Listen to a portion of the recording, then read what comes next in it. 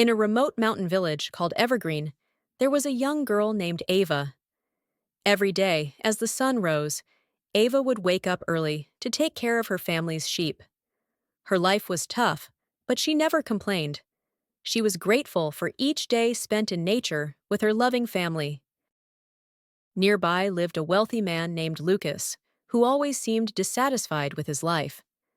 Despite having plenty of money and property, Lucas constantly felt unfulfilled.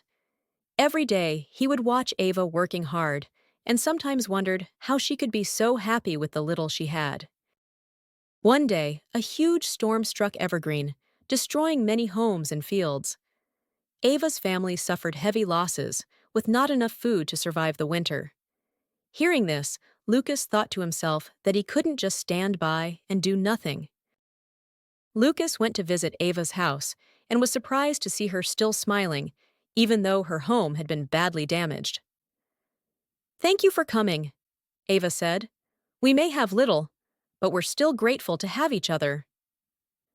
Lucas, astonished by Ava's patience and gratitude, realized he had so much but had never truly appreciated it. Lucas decided to help Ava's family. He provided wood to rebuild their house and brought them food supplies.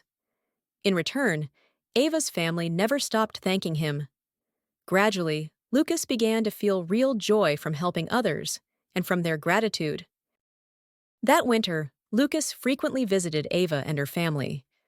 Their friendship deepened, and Lucas began to understand that true happiness didn't come from wealth, but from gratitude and giving.